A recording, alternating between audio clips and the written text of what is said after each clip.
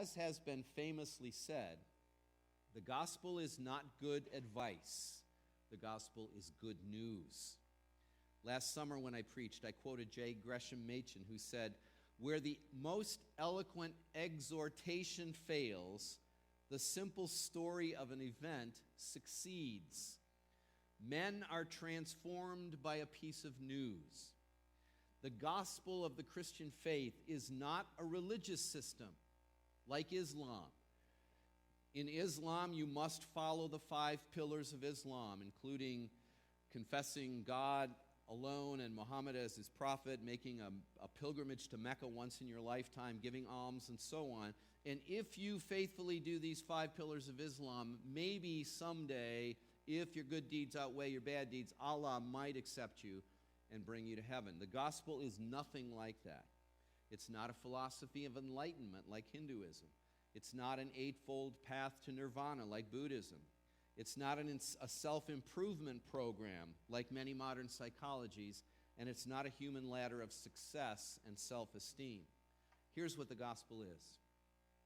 It's a divine announcement of what God himself has single-handedly done to save guilty, helpless sinners like you and me.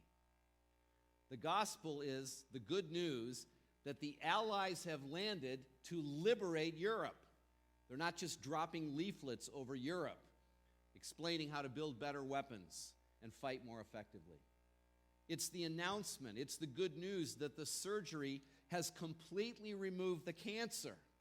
It's not an exercise and diet plan for self-healing. The gospel is the good news that your rich uncle has paid off all your creditors once and for all. Not that he found you an extra job to earn money to get out of debt. The gospel is not it's not a religious reform. It is a rescue mission.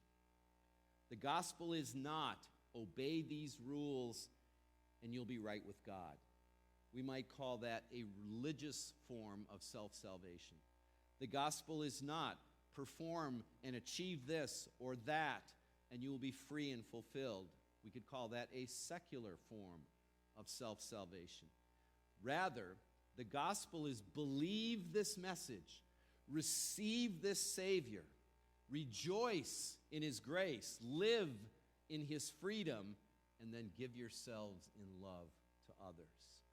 It's a rescue mission, not a religious reform.